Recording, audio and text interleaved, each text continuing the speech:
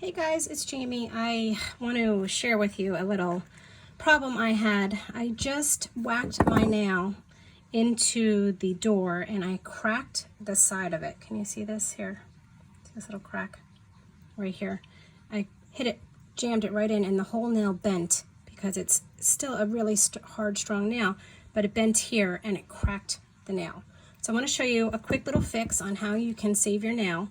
This is just a little bit of a tea bag. I cut it open. I took the tea out. What I'm going to do is I'm going to just cut a little piece of that tea bag off. Okay, and it's about that size, so that I can use it as like a little patch. I'm going to place it down over here and kind of glue that together. What I'm going to use as the glue is I'm going to use the Clearly Frisky. Okay, it's our clear polish. So I'm just going to open it up. I am going to put a little bit of the Clearly Frisky down on my nail in that whole section where that patch is going to fit. Okay, try not to get it on your skin. If you do, use your pusher to wipe it off. And then you're going to take this little patch and you're just going to place it down on top. I like to use my pusher for this. Okay, and I kind of get it in where I want it to go. I want to move it over a little bit. Yeah, like that. You see it there? And I'm just going to kind of pat it down into the Clearly Frisky gel polish. Okay, and you can see it starts to get kind of clear. That's just the polish soaking into the tea bag. So I want to push it down. It's okay if it sticks off a little bit. You're going to you're going to be putting a little bit of a second layer on top, so you'll be able to move it around again. So I'm just going to take a little more, that's a little too much, of the clear, and I'm going to put it right on top of that tea bag fix. Okay, it's kind of sliding around a little. That's okay, just reposition it. Nothing's permanent until you cure, so if you don't get it into the right spot, you can reposition it and try again. Okay, when you're happy with the position and that the tea bag is completely covering the tear, you're going to give it a quick cure. Okay, if it sticks up a little bit, that's okay. You're going to do a little filing, and then you put a little more Clearly Frisky on top, so you'll have time to kind of fix that. So into my lamp, 45 seconds.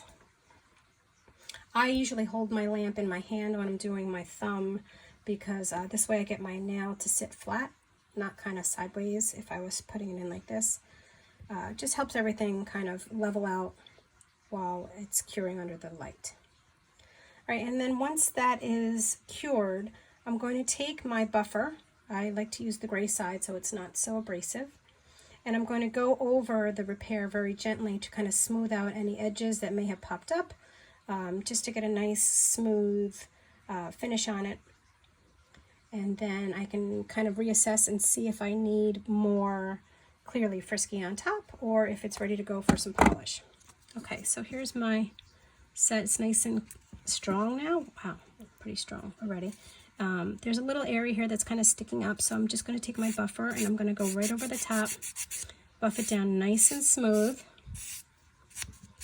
And if there's any of the patch kind of sticking off the side, you can just go along the side of it. And give it a good buff, okay? You're using the gray side and you have a pretty thick layer of Clearly Frisky on there, so it's okay if you are a little more generous with your buffing, as long as you're only going over the part that has the polish on it. Okay, and I like to focus my buffing on all of the edges of the patch. I'm going to switch over to the white side for just a second and kind of smooth down the edges of the patch, just to help kind of smooth out the bumps and lumps. And I'm just going to go over it until I can feel that it's smooth. Okay, it's getting there. It does take a little bit of work, but again, like what I said, I'm trying to save this nail here because I don't want to cut all of my nails down short. I am the type of person that absolutely cannot have one short nail. with the bunch of long ones. It just drives me crazy. So I'm trying to save this one. Okay, so I'm going to, I have the patch on here now. I'm going to put a full coat of the Clearly Frisky right over the top of my entire nail now. Okay, so down both sides, over the patch. Make sure you go all the way to the edge here because that's the weak spot right here in this corner. Okay, and then I'm going to cap the nail right at the edge here so you can see that. Okay, it looks pretty good. So I'm going to close that up, move it away from my light, stick it back in my light, and let it cure. Okay, I think that's going to be all I'm going to need to do.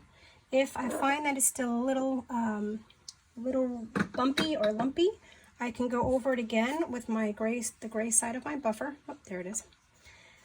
And buff it out.